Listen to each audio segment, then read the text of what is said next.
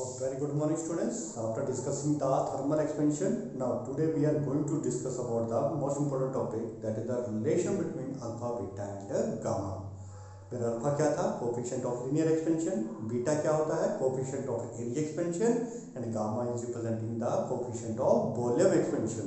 हम लोग आज इस आर्टिकल में यही शो करेंगे कि इन तीनों के बीच का रिलेशन कैसा होता है. ठीक है, तो वी नो दैट हम लोगों ने ये ऑलरेडी करके रखी हुई है थर्मल एक्सपेंशन, लीनियर एक्सपेंशन और वॉल्यूम एक्सपेंशन के बारे में. तो linear expansion is this one is the area expansion, this one is the volume expansion. ठीक है, तो सबसे पहले हम इसको सोल्व करने के लिए क्या करेंगे, स्क्वायरिंग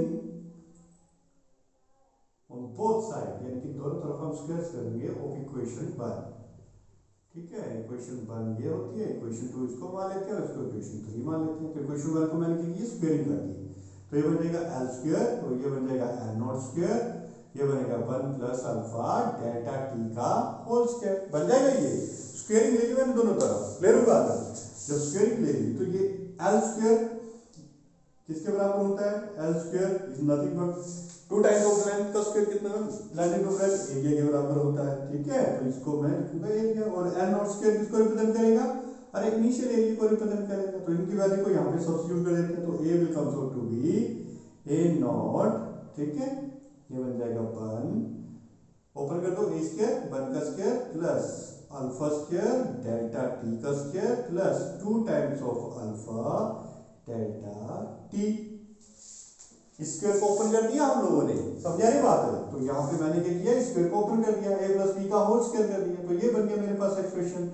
सिंस ये जो मेरे पास एक्सप्रेशन आया alpha square and delta T square, that is approximately equal to 0. क्यों? because alpha is very small quantity.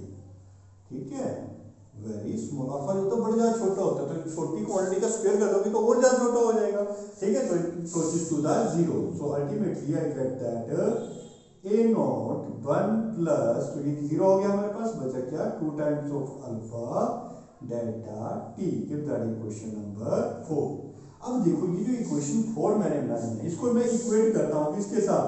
Equating equation 4 with equation 2.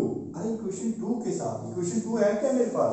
Area expansion है, तो एरिया एक्सपेंशन के साथ इसको कंपैरिजन कर लेते हैं. तो देखो ए नॉट 1 1 2 अल्फा बीटा और डेल्टा टी, यानी कि बीटा की वैल्यू यहां से अगर मैं कंपैरिजन करके लिखूं तो बीटा की वैल्यू मेरे पास बनी 2 times of alpha.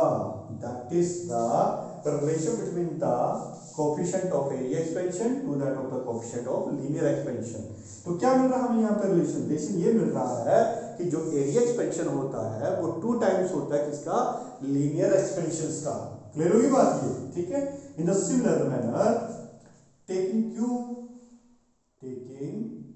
Cube on both side, cube in equation 1, दोनों तरफ हम क्या करते हैं, इक्वेशन 1 का क्यूब ले लेते हैं. ठीक है, तो क्यूब देखो इक्वेशन 1 का जब हमने क्यूब किया तो ये बन जाएगा एल क्यूब, ये बनेगा एल नॉट क्यूब और ये बनेगा 1 प्लस अल्फा डेल्टा टी का होल क्यूब. क्लियर बात है? L cube represent length equivalent to height, that will represent the volume. और एल नॉट क्यूब किसको रिप्रेजेंट करेगा? बी नॉट को. तो यहां पे सब्स्टिट्यूट कर देते हैं. तो B comes out to be not, और इसको ओपन कर देते हैं. ए प्लस बी का होल क्यूब किसके बराबर होता है? A cube plus B cube. ठीक है, plus 3a B square alpha square delta T square plus 3a square B. ठीक है, अल्फा डेल्टा टी. ये होगी बात, समझ आई बात? यहाँ पे क्या किया मैंने, इस क्यूब को ओपन किया by using the formula a plus B का होल क्यूब. क्लियर हुई बात है? तो देखो alpha cube delta T cube is approximately equal to 0 and alpha square delta T square will also be approximately equal to 0 because alpha is very small quantity. ठीक है, alpha जो होता है बड़ी छोटी क्वांटिटी होती है, तो इसका स्क्वायर और इसका cube that will be approaches to the 0. ठीक है, तो ultimately we get that b is equal to b not, यहाँ पे बचा मेरे पास 1, ये 0 हो गए दोनों, और बचा क्या 3 अल्फा डेल्टा टी.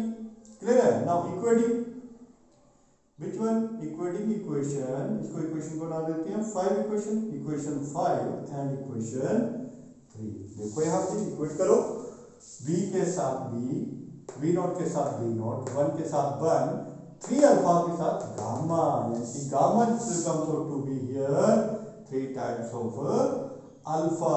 ठीक है, गामा की वैल्यू किसके बराबर आ रही है, 3 टाइम्स ऑफ अल्फा के बराबर आ रही है। क्लियर हुई बात है? तो इसका मतलब क्या हुआ, that the coefficient of Borel expansion is 3 times of the coefficient of a linear expansion। ठीक है, so we can write it as in the ratio, यानी कि जब हम इन सभी को इक्वेट करते हैं तो alpha is to beta is to gamma can also written as, when alpha is taken as 1 तो beta will comes out to be 2 times of alpha and gamma is comes out to be 3 times of alpha। So this is the appropriate relation between the alpha, beta and gamma। Clear बात है? ठीक है।